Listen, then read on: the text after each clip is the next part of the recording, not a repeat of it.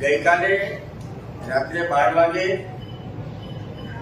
મારા મત વિસ્તાર કાંકરેજ વિધાનસભાના કુવારવા ગામે ગરીબ મધ્યમ પરિવાર મેતુજી ચંદુજી ઠાકોર આખો પરિવાર સુઈ રહ્યો હતો તે દરમિયાન શિવરી પોલીસ અને એક્ઝિબિશનના કર્મચારી છીએ એવી વાત કરીને રાત્રે 12:03 આ પરિવારના ઘરે ગયા અને ફટાફટ બધા સીડી ચડીને ઢાબા ઉપર ગયા.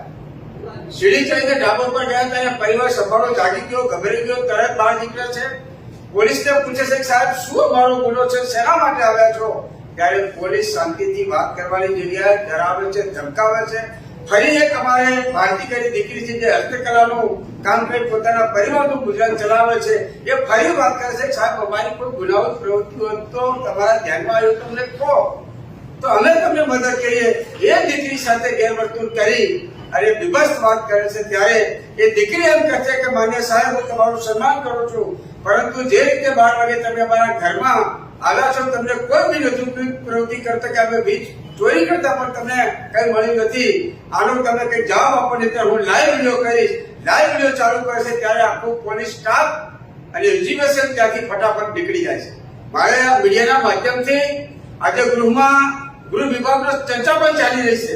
એ દરમિયાન મીડિયાના માધ્યમથી જિલ્લા પોલીસ વડા અક્ષયરાજ મકવાણાને પૂછવું છે કે શું તમારી પોલીસને બનાસકાંઠાની અંદર ચાલતી લાઈનો કન્ટેનર ભરીને દારૂ આવે છે એમાં પકડવાનો સમય નથી?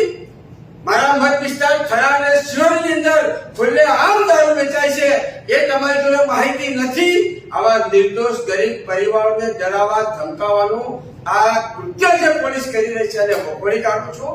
માન્ય ડીએસપી સાહેબ સાથે ટેલિફોનિક ચર્ચા મેં કરી છે અને મેં કહ્યું છે કે સાહેબ 12 વાગે કોઈ પરિવાર સૂતો હોય અને એ પરિવારના ત્યાં જવું આવો કોઈ નિયમ છે?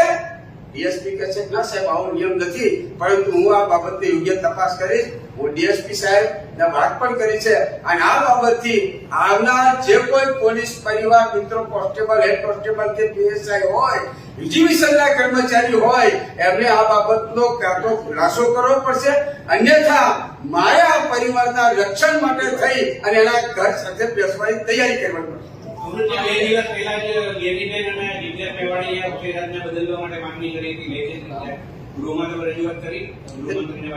ગૃહમંત્રીને મૌખિક પણ રજૂઆત કરી છે. છેલ્લા કેટલાય સમયથી આપ જોતા હશો બનાસકાંઠાની અંદર રેતી ખનન બેફામ થઈ રહ્યું છે.